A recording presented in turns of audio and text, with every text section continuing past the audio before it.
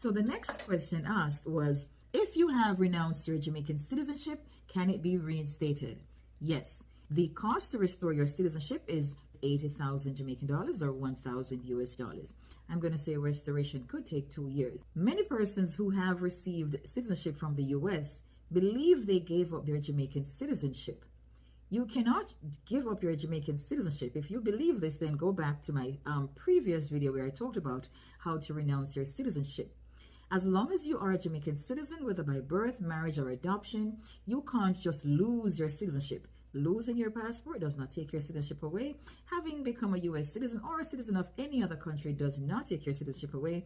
Nor losing your Jamaican passport a long time ago. You're always a Jamaican citizen until you have completed that application form in triplicate and waited 2 years and pay a fee of 80,000 Jamaican dollars or 1,000 US dollars. So leave a comment letting me know what you think about this renouncing and reinstating of Jamaican citizenship.